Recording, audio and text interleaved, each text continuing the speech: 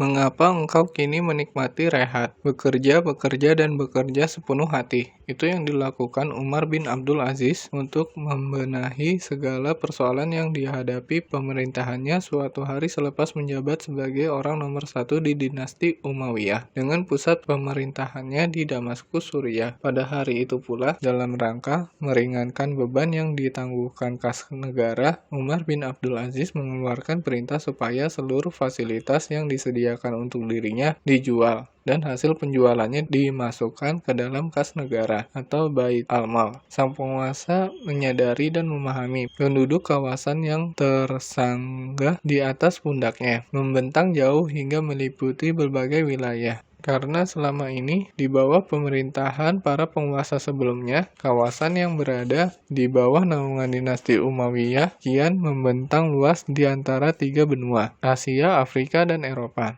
Di sebelah barat hingga kawasan Andalusia dan pantai Laut Atlantik. Sementara di sebelah timur hingga India Utara dan perbatasan Tiongkok. Masa pemerintahan dinasti ini sendiri diwarnai dengan kemakmuran, khususnya selepas Abdul Malik bin Marwan bin Al-Hakam naik ke pentas kekuasaan pada 65 Hijriah atau 685 Masehi. Pada masa pemerintahannya, dia berhasil melakukan serangkaian pembangunan antara lain pembukaan kembali kanal-kanal yang mengairi lembah Tigris Eufrat, sebuah kunci yang memicu kemakmuran kawasan Mesopotamia. Dia juga berhasil memperluas hingga ke Transoxania dan perbatasan Tiongkok. Sementara di Eropa, pasukan dinasti ini berhasil memasuki Spanyol dan malah pada 94 Hijriah atau 713 Masehi berhasil menggapai Nabrone, Prancis. 10 tahun kemudian mereka berhasil mencapai lembah Loire yang terletak sekitar 250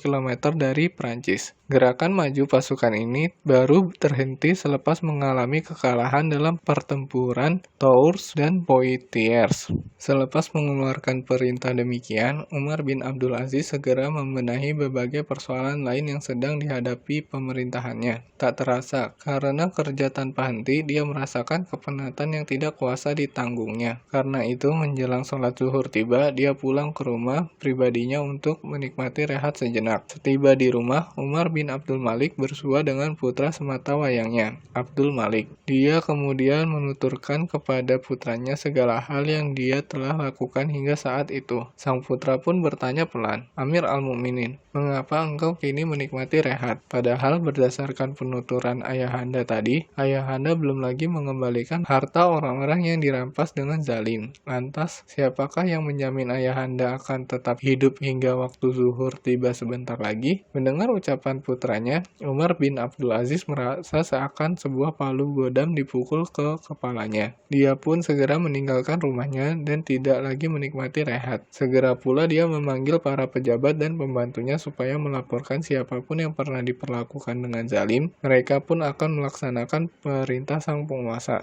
Beberapa lama kemudian, seorang pria non-muslim lanjut usia asal Homs, Suriah, datang menghadap Umar bin Abdul Aziz. Pria itu lantas berucap kepada sang penguasa, "Amir al-Mu'minin, saya mohon kiranya engkau berkenan mengeluarkan keputusan hukum berdasarkan kitab Allah." "Perihal kasus apa?" tanya Amir bin Abdul Aziz yang kala itu sedang disertai Al-Abbas bin Al-Walid bin Abdul Malik, putra penguasa ketujuh dinasti Umayyah di Damaskus, Suriah. "Amir al-Mu'minin," sahut pria non-muslim lanjut usia itu dengan suara pelan, seraya mengarahkan pandangannya ke arah orang yang berada di samping sang penguasa. Al-Abbas bin Al-Walid bin Abdul Malik yang berada di sampingnya itu telah merampas bumi dan bangunan milik saya. Betapa terkejutnya Umar bin Abdul Aziz mendengar keluhan dan laporan penduduk Homs itu. Beberapa saat kemudian dia bertanya kepada Al-Abbas bin Al-Walid, "Apa jawabanmu, Al-Abbas?" "Amir al-Mu'minin," jawaban Al-Abbas bin